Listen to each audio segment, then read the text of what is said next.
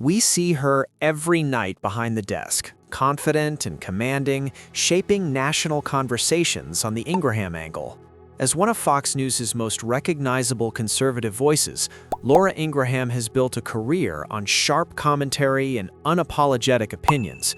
But when the studio lights fade and the cameras turn off, a very different side of her life begins, one that few people ever see. Away from politics and television, Laura Ingraham is first and foremost a mother. She is a single parent raising 3 adopted children from different cultural backgrounds, forming a close-knit and multicultural family. While she grew up in a traditional household with both parents and siblings, her own journey into motherhood followed a far more complicated and emotional path. Her life changed forever in 2008 when she adopted her eldest child, Maria Carolyn, from Guatemala. Born on May 11, 2005, Maria had spent her early childhood in a local orphanage. International adoption is notoriously difficult, involving years of paperwork, legal hurdles, and emotional uncertainty. When the adoption was finally approved, Laura Ingraham flew to Guatemala and returned home as a mother.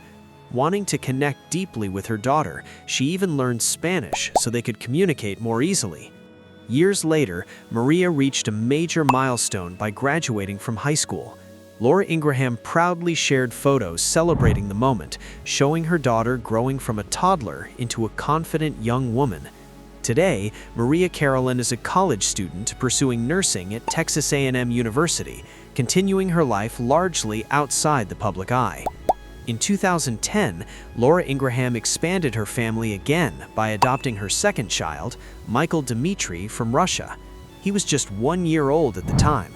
His adoption came during a period of strained diplomatic relations between Russia and the United States, making the process even more challenging.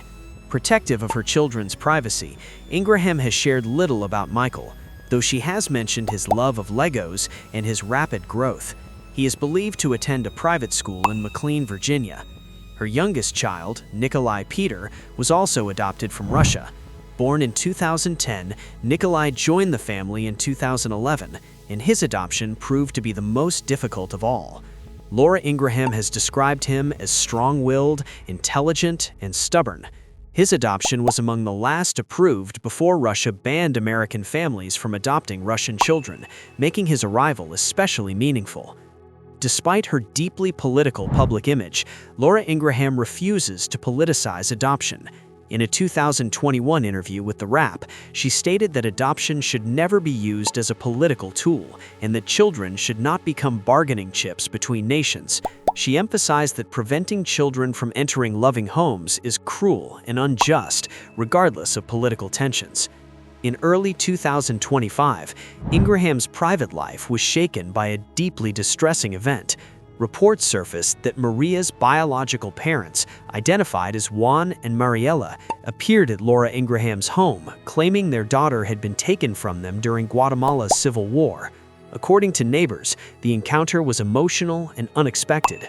Though all of Ingraham's adoptions were legal at the time, the situation raised difficult questions about the complexities and ethical issues surrounding international adoption. Legal experts note that even lawful adoptions can be challenged years later, often leading to prolonged legal and emotional battles.